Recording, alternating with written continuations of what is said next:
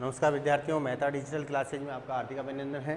10th class में हमारा जो टॉपिक है निर्देशांक ज्यामिति, कोऑर्डिनेट ज्योमेट्री। निर्देशांक ज्यामिति मतलब निर्देशांक कार। देखिए, समतल में किसी बिंदु की स्थिति से अवगत करवाने के लिए दो अक्ष काम में आते हैं या दो सरल रेखाएं एक दूसरे को ओ अक्ष पर काटती हैं, तो इस प्रकार बने समतल को हम निर्देशांक अक्ष कहते हैं। क्या कहते हैं इसको? निर्देशांक अक्ष कहते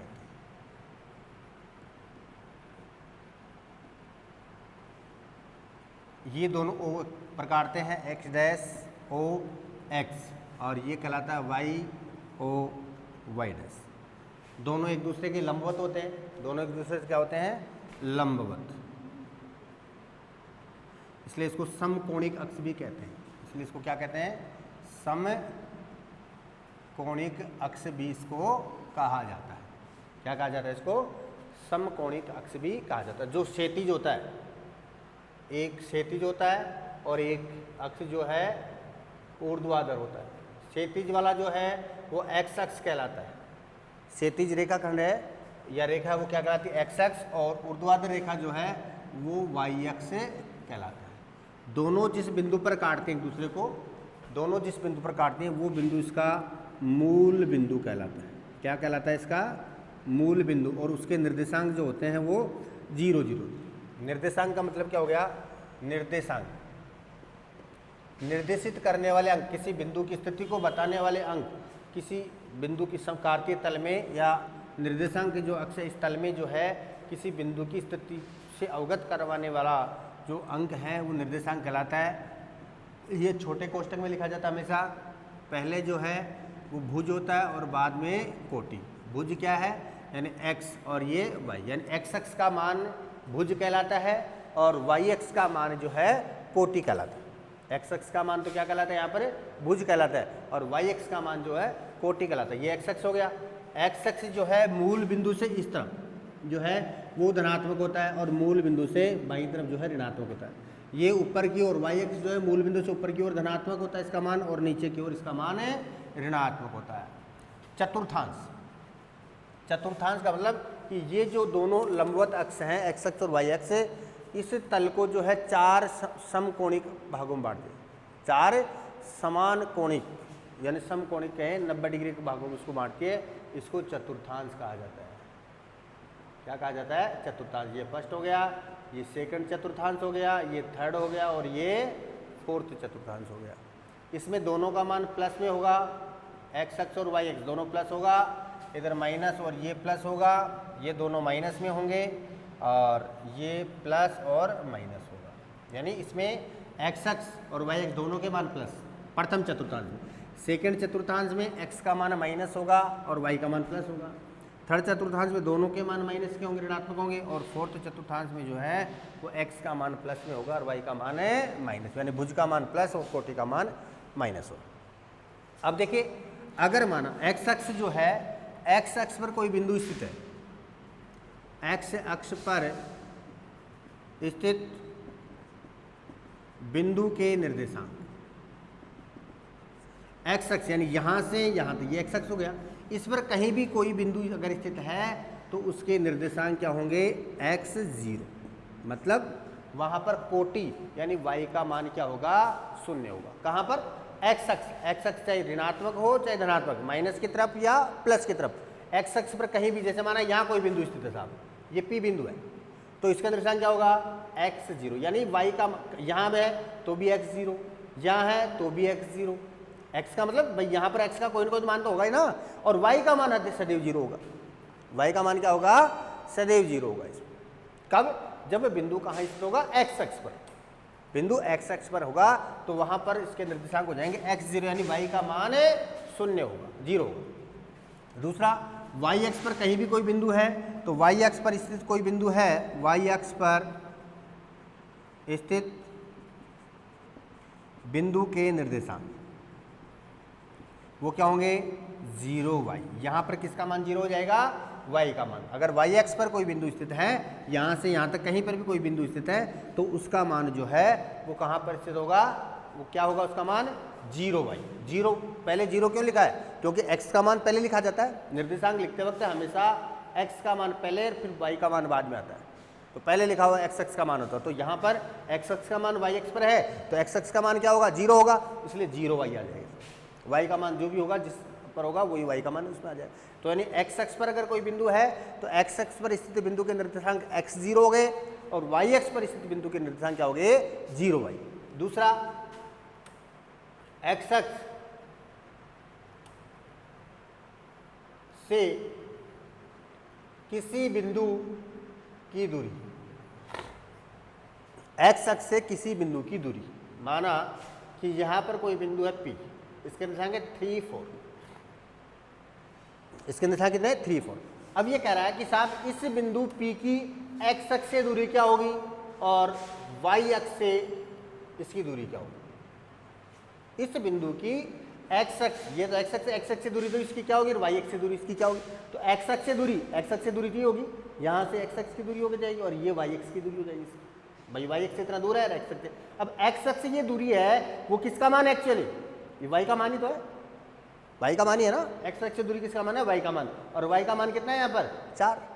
और अगर y अक्ष से दूरी पूछ रहा है तो y अक्ष से ये वाली दूरी किसकी है, x की, और x का मान कितना है 3।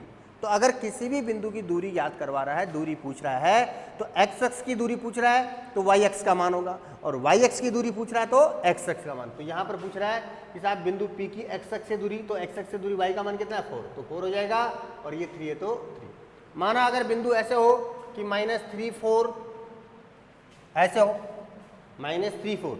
अब यहाँ पर अगर आप y अक्ष से दूरी पूछ रहा है तो y अक्ष की दूरी कितनी होगी, y अक्ष से दूरी, और y अक्ष से दूरी x का मान होगा, और x का मान कितना है यहाँ पर -3।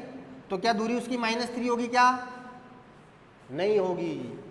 क्यों नहीं होगी, क्योंकि दूरी ऋणात्मक नहीं होती। कभी आपने सुना है कि दूरी यहाँ से जयपुर से दिल्ली की दूरी जो है -15 किलोमीटर या -250 किलोमीटर है, किसी भी दो स्थानों के बीच की दूरी कभी भी ऋणात्मक होती है क्या, माइनस में होती है क्या। दूरी में संख्यात्मक मान होता है, क्या होता है संख्यात्मक। तो यहाँ पर माइनस नहीं लेंगे, कितना लेंगे 3, ठीक है ना। अगर माना कन्फ्यूजन करने के लिए आपको ऐसे दे दिया जाए तो आप इसको -3 नहीं लिखेंगे, दूरी कितना लिखेंगे, केवल संख्यात्मक मान लेंगे जो कितना है 3। तो y अक्ष से इस बिंदु की दूरी कितनी हो जाएगी, 3 हो जाएगी। y अक्ष से इस बिंदु की दूरी कितनी हो जाएगी, 3 हो जाएगी। अब देखिए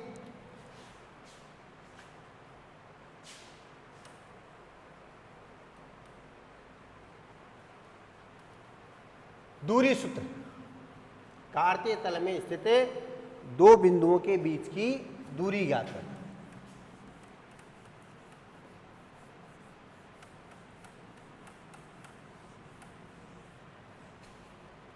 देखिए दूरी सूत्र, डिस्टेंस फॉर्मूला, दो बिंदुओं के मध्य की दूरी ज्ञात करना। कार्तीय तल में स्थित या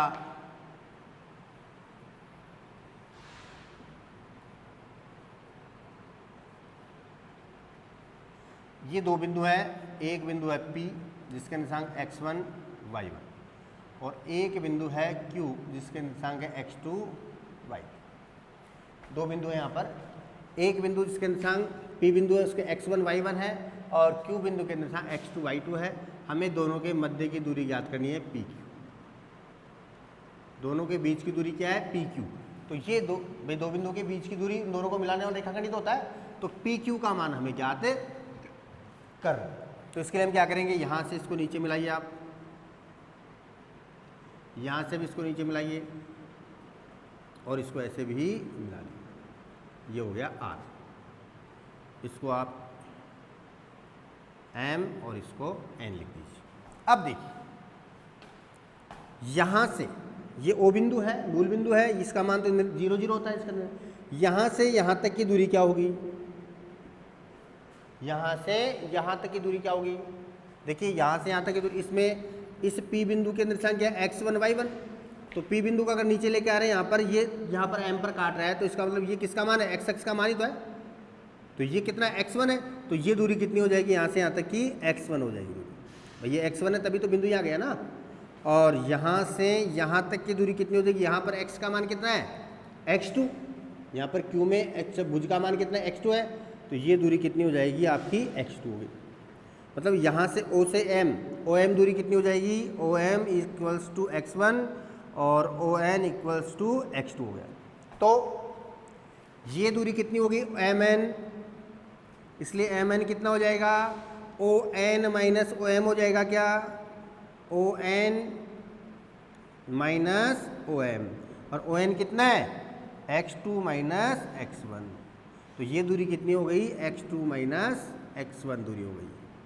MN दूरी कितनी हो गई, x2 माइनस x1। तो आप इसको भी x2 माइनस x1, क्योंकि PMNR एक आयत है, ये हो गई।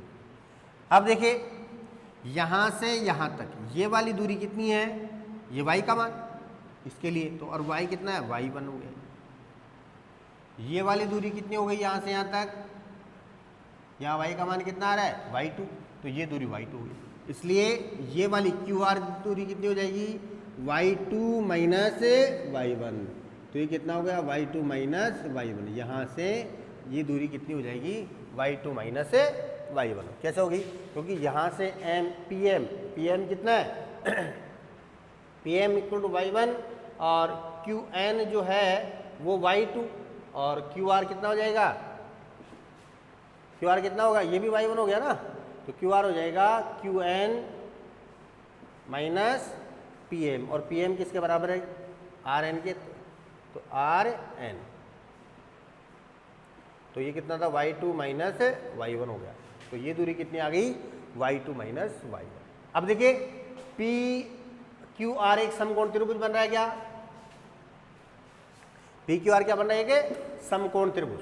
तो देखिए समकोण त्रिभुज PQR में, समकोण त्रिभुज PQR में क्या होगा, पाइथागोरस प्रमेय से क्या हो जाएगा, कर्ण। देखिए ये समकोण बन रहा है, तो ये कर्ण स्क्वायर बराबर आधार स्क्वायर प्लस लंब स्क्वायर, तो कर्ण कितना PQ, तो PQ square equals to PR square plus QR square, तो PQ इक्वल्स टू कितना हो जाएगा, रूट PR स्क्वायर, और PR कितना है, x2 माइनस x1, तो x2 माइनस x1 का whole square plus y2 minus y1 का होल स्क्वायर हो गया। इसका मान कितना है, y2 माइनस y1। तो ये दो बिंदुओं के बीच की दूरी, कार्तीय तल में स्थित या कार्तीय निर्देशांक में स्थित दो बिंदुओं के बीच की दूरी ज्ञात करने का फॉर्मूला हमारे पास क्या आ गया, रूट x2 माइनस x1 का whole square plus y2 minus y1 का होल स्क्वायर। मतलब क्या हो गया, इसको हम कैसे लिख सकते हैं कि x अक्ष के निर्देशांकों, x अक्ष के निर्देशांकों का अंतर का वर्ग, x अक्ष के निर्देशांकों के अंतर का वर्ग प्लस y अक्ष के निर्देशांकों के अंतर का वर्ग रूट में, है कि नहीं है भैया, क्या है x2 माइनस x1 क्या है भैया, x2 और x1 क्या है, x अक्ष के निर्देशांक तो है, x अक्ष के निर्देशांक x1 और x2 तो है, और y1 के निर्देशांक, वो y के निर्देशांक क्या है, y1 और y2। तो x2 माइनस x1 यानी x अक्ष के निर्देशांकों के अंतर आ रहा है कि नहीं आ रहा है, दोनों दो है x1 x2 x अक्ष के निर्देशांक है कि नहीं है, तो दोनों का अंतर आ रहा है, दोनों के अंतर का वर्ग हो गया, प्लस यहाँ पर y2 और y1 किसका है, ये y अक्ष के निर्देशांक है, तो y अक्ष के निर्देशांकों के अंतर का वर्ग हो गया। तो दो बिंदुओं के बीच की जो दूरी आ गई वो क्या होगी कि PQ equals to root x2 minus x1 का whole square plus y2 minus y1 का होल स्क्वायर, मतलब x अक्ष के निर्देशांकों के अंतर का वर्ग प्लस y अक्ष के निर्देशांकों के अंतर का वर्ग होगा। इस सूत्र की सहायता से हम यहाँ पर स्थित दो बिंदुओं के बीच की दूरी भी ज्ञात कर सकते हैं। अब देखिए इसके उपयोग, दूरी सूत्र के अनुप्रयोग देखिए कहाँ कहाँ काम आ रहा है। दूरी सूत्र, दूरी सूत्र x2 माइनस x1 का whole square plus y2 minus y1 का होल स्क्वायर। तो देखिए यहाँ पर दूरी सूत्र किस किस काम आ रहा है, x अक्ष के यानी दो बिंदुओं के बीच की दूरी। पहला तो दो बिंदुओं के बीच की दूरी ज्ञात करने में काम आ रहा है। कैसे? जैसे माना दो बिंदु हैं ए 3 4 और बी जो है -2 -5, इनके मध्य की दूरी हमें ज्ञात करनी है। जैसे माना वो कह रहा है कि साहब एग्जाम्पल हम एक लेकर के काम करें कि दो बिंदु हैं ए और बी, ए के निर्देशांक है और बी के निर्देशांक ये है, दोनों के मध्य की दूरी ज्ञात करो। तो सीधा सा ए और बी के मध्य की दूरी क्या हो जाएगी? ए बी, दोनों को मिलाकर रेखाखंड होगा √(x2 - x1) का whole square plus y2 - y1 का होल स्क्वायर होगा। अब यहाँ ध्यान देने वाली बात है, x1 y1 और x2 y2 किसको मानेंगे आप? तो देखिए पहला जो बिंदु है वो x1 y1 हो गया और दूसरे वाला बिंदु है वो x2 y2 हो जाएगा। सिंपल सा। अब x2 की जगह x2 को रखेंगे, x2 कितना -2, तो -2 रखो, यहाँ पहले से माइनस है उसको माइनस को लगाओ। x1 कितना है 3 का होल स्क्वायर प्लस y2 कितना है -5 और माइनस पहले से, और इधर y1 कितना है 4 का होल स्क्वायर, कितना हो गया -5 का स्क्वायर और प्लस -9 का स्क्वायर। अब माइनस का वर्ग करेंगे तो प्लस ही होगा, तो कितना आ गया 25 प्लस 81, कितना हो गया 6 √106 आंसर आ गया। ये किसका मान आया? ये दो बिंदुओं के बीच की दूरी का मान आया। अब देखिए इसकी सहायता से हम, दूरी सूत्र की सहायता से हम त्रिभुज का प्रकार, क्या त्रिभुज का प्रकार, 3 निर्देशांक देख दीजिएगा आपको। उसने कहा ए 3 4, बी 2 1 और सी 0 3। ये उसने कहा कि साहब ये निर्देशांक दिए गए हैं 3 बिंदु इसी क्रम में दिए गए हैं। क्या गए हैं? 3 बिंदु इसी क्रम में दिए गए हैं। तो सिद्ध कीजिए या बताइए कि ये समबाहु त्रिभुज के शीर्ष हैं, समद्विबाहु त्रिभुज के शीर्ष हैं, या फिर विषमबाहु त्रिभुज के शीर्ष हैं। यानी त्रिभुज की पहचान, त्रिभुज का प्रकार कि जो दिए गए निर्देशांक हैं वो कौन से त्रिभुज के शीर्ष, ये इनसे बनने वाला त्रिभुज कौन सा होगा? वो समबाहु त्रिभुज होगा, समद्विबाहु होगा या विषमबाहु होगा। उसको कैसे करेंगे आप? सिंपल सा है, डायग्राम बनाइए। ए बी सी, ये कितना है 3 4 2 1 और 0 3, ये आ गया। अब आपको क्या करना है भाई? त्रिभुज आपको सिद्ध करना है, तो आपको परिभाषा तो पता है समबाहु त्रिभुज किसे कहते हैं। तो आपको क्या करना है? दूरी सूत्र का प्रयोग करना है। दूरी सूत्र से तो सिद्ध करें, तो दूरी सूत्र से क्या करेंगे आप? ए और बी, ए के निर्देशांक दे रखे हैं और बी के निर्देशांक, तो ए बी की दूरी निकालेंगे। दूरी सूत्र से ए और बी के बीच की दूरी निकालेंगे, निकाल लिया आपने। फिर बी और सी के बीच की दूरी निकालेंगे, दूरी सूत्र से बी सी का मान निकालेंगे, और फिर ए और सी के बीच की दूरी निकालेंगे, ए सी का मान। अब देखिए क्या क्या कंडीशन हो सकती है इस कंडीशन में। यदि पहली कंडीशन होगी कि A B equals to B C equals to A C, भी हो सकता है भाई। ए बी बी सी और ए सी तीनों का मान यदि बराबर आ रहा है तो त्रिभुज कैसा हो गया? समबाहु हो गया। हो गया कि नहीं हुआ? सेकेंड, यदि A B equals to B C और not equals to A C, A B और ए सी बराबर है, दो भुजाएं, कोई सी भी दो भुजाएं, ये दोनों बराबर हो सकती हैं, ये दोनों बराबर हो सकते हैं, या फिर ये दोनों बराबर हो, तीनों में से कोई भी दो भुजा अगर बराबर है तो कौन सा त्रिभुज हो गया? समद्विबाहु त्रिभुज हो गया। कौन सा त्रिभुज हो गया? समद्विबाहु त्रिभुज। और थर्ड कंडीशन, यदि तीनों ही भुजाएं बराबर हैं, A B not equal to B C not equal to A C, तीनों ही भुजाएं बराबर नहीं है, तो कौन सा त्रिभुज हो जाएगा? वो विषमबाहु त्रिभुज हो जाएगा। कौन सा त्रिभुज हो जाएगा? विषमबाहु। तो आराम से दूरी सूत्र की सहायता से आप त्रिभुज के प्रकार ज्ञात कर सकते, नहीं कर सकते हैं? बिल्कुल कर सकते हैं। अब दूरी सूत्र की सहायता से चतुर्भुज के प्रकार,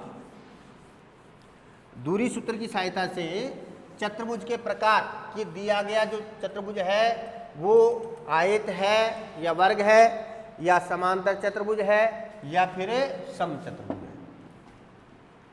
ए बी सी और डी 4 शीर्ष बिंदु दे रखे हैं, चारों के निर्देशांक दे रखे हैं। तो चतुर्भुज बनाइए पहले। ABCD, ए के निर्देशांक दे दिए आपको, बी के भी दे दिए और सी के और डी के।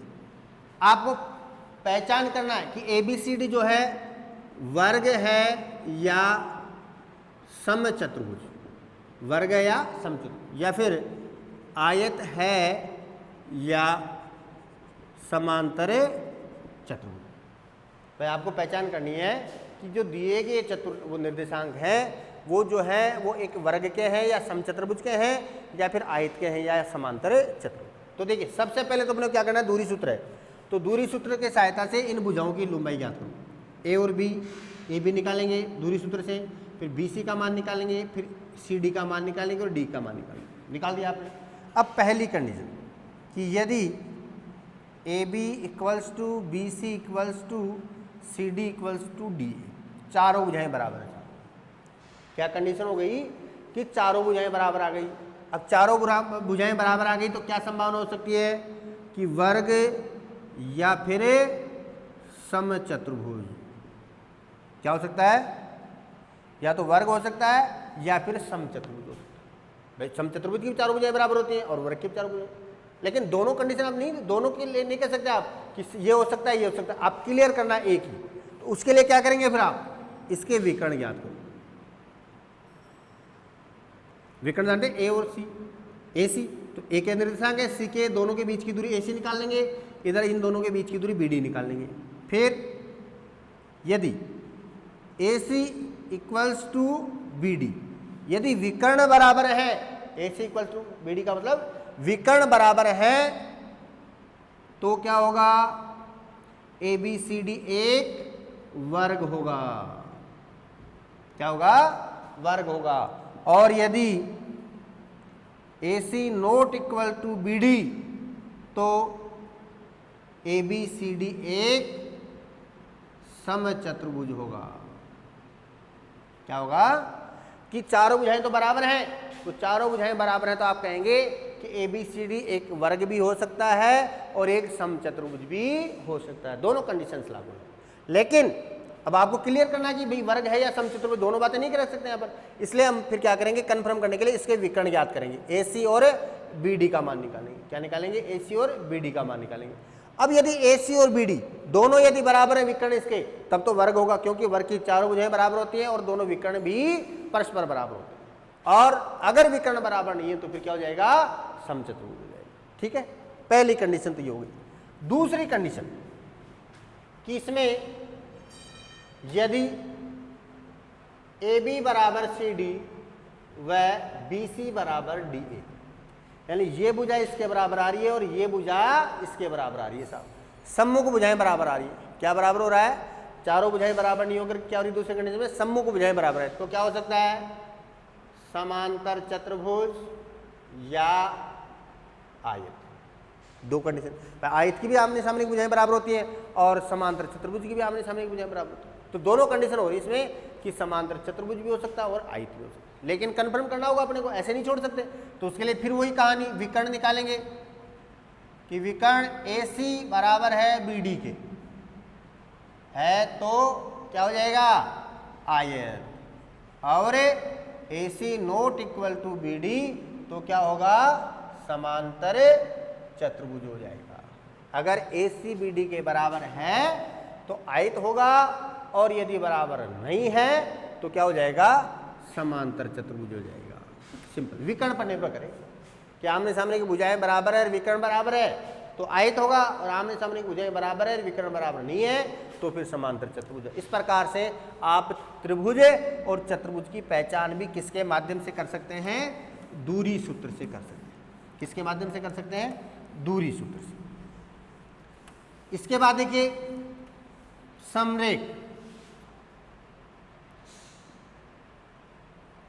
बिंदु समरेख है या नहीं। देखिए समरेख सिद्ध करने के लिए या बिंदु समरेख होने के लिए कम से कम 3 बिंदु आवश्यक है। 2 बिंदु तो हमेशा समरेख ही होते हैं, 3 बिंदु। समरेख का मतलब क्या है, संरेख का मतलब क्या है कि बिंदु संरेख किसे कहते हैं, संरेखी बिंदु। ऐसे बिंदु जो एक ही रेखा पर स्थित हो, जैसे ये रेखा है, इस पर स्थित सभी बिंदु, ये सारे एक ही रेखा पर स्थित हैं, इसलिए बिंदु क्या कहलाएंगे? संरेख कहलाएंगे। अब ये सिद्ध करना कि दिए गए 3 बिंदु जो हैं वो ABC संरेख है या नहीं है, ये सिद्ध करना है दूरी सूत्र द्वारा। तो देखिए सिद्ध करने के सिंपल, 3 बिंदु यदि संरेख हैं तो देखिए इन दोनों के मध्य की दूरी निकालो और इन दोनों के मध्य की दूरी निकालो। संरेख सिद्ध करने के लिए क्या करेंगे? पहले दोनों बिंदुओं की दूरी निकाली, फिर आगे वाले दोनों बिंदुओं की दूरी और फिर इस तीसरे बिंदु की दूरी। क्या समानता होनी चाहिए? 2 बिंदुओं की इनकी दूरी का योग जो है इसके बराबर होना चाहिए। भाई एक ही रेखा पर स्थित है ना, एक ही रेखा पर स्थित है, इसलिए इन दोनों, इसकी दूरी और इसकी दूरी, इन दोनों का योग जो है यहां से यहां तक की दूरी के बराबर होगा कि नहीं होगा? अगर ऐसा है तो बिंदु संरेख हैं और ऐसा नहीं है तो फिर बिंदु संरेख ये नहीं है। इस प्रकार से आपको बिंदु संरेख की भी जांच इसके माध्यम से कर सकते हैं। किसके माध्यम से? दूरी सूत्र। अब दूरी सूत्र का जो प्रयोग है वो समदूरस्थ, जब 3 बिंदु हों, जैसे हमारा वो कह रहा है कि ये P बिंदु है, बिंदु P जो है A और B दोनों से क्या है? समदूरस्थ है। ये बिंदु P जो है A और B दोनों से क्या है? समदूरस्थ है। समदूरस्थ का मतलब जानते हैं क्या? समदूरस्थ यानी समान दूरी पर, समान दूरी पर, मतलब यहां से इसको मिलाइए और यहां से इसको मिलाइए। इन दोनों के बीच की दूरी क्या हो गई? AP, और इन दोनों के बीच की दूरी क्या हो गई? BP। दोनों में क्या समानता है कि दोनों क्या हैं? बराबर है। समदूरस्थ का मतलब क्या हो गया? कि समान दूरी पर स्थित बिंदु। P बिंदु है, A और B दोनों से क्या है? समदूरस्थ है। यहां माना इसके निर्देशांक उसने दे दिया 0 x0, इसके निर्देशांक x0 और इनके निर्देशांक कुछ भी दे दिया। उसने कह रहा कि साहब इस P बिंदु के निर्देशांक ज्ञात कीजिए। अगर ये P बिंदु दोनों बिंदुओं से समदूरस्थ है तो यहाँ पर इसके निर्देशांक, इसको निर्देशांक ज्ञात करने के लिए मैं x का मान चाहिए। तो क्या करेंगे? हम दोनों को बराबर रखेंगे, AP और BP, क्योंकि प्रश्न अनुसार कह रहा है दोनों का समदूरस्थ है, दोनों का वर्ग कर दो। समदूरस्थ में क्या करेंगे? हम दोनों का वर्ग कर देंगे। वर्ग करने पर क्या होगा? AP² बराबर BP²। अब दोनों के दूरी सूत्र लगेगा भाई। दूरी सूत्र में क्या है? रूट का चिन्ह है, स्क्वायर है तो रूट का चिन्ह क्या हो जाएगा? हट जाएगा और क्या आ जाएगा? x2 - x1 का whole square plus y2 - y1 का होल स्क्वायर इक्वल्स टू यहाँ भी x2 - x1 का whole square plus y2 - y1 का होल स्क्वायर। इस प्रकार से आ जाएगा। अब इसमें यहाँ पर जो भी निर्देशांक होंगे वो यहाँ दोनों के बीच की दूरी निकालेंगे तो यहाँ इसको x1 y1 और x2 y2 हो जाएगा। फिर इन दोनों की दूरी के लिए वो x1 y1 और x2 y2 हो जाएगा। यहाँ रखेंगे और यहाँ रखेंगे, कैलकुलेट करेंगे, वर्क करेंगे पहले a - b का होल स्क्वायर लगा करके और फिर पक्षांतरण करके x का मान निकालेंगे और x के मान को यहाँ पर आप रख देंगे। कई बार उसको क्या कहते हैं? मूल बिंदु से समदूरस्थ है। किससे? मूल बिंदु से। तो मूल बिंदु के निर्देशांक हमें पहले ही पता है कि क्या होता है? 0 0। तो मूल बिंदु से किसी बिंदु की दूरी, देखिए डायरेक्ट मूल बिंदु से किसी बिंदु की जो दूरी है वो क्या होती है? मूल बिंदु से किसी बिंदु की दूरी होती है √x² plus y²। Direct √x² plus y² होता है। ये किसका मान होता है? मूल बिंदु से किसी बिंदु की दूरी। इस प्रकार से ये दूरी सूत्र हो गया हमारा। इस पर आधारित जो प्रश्न है वो चैप्टर 9.1 के आप हल करें।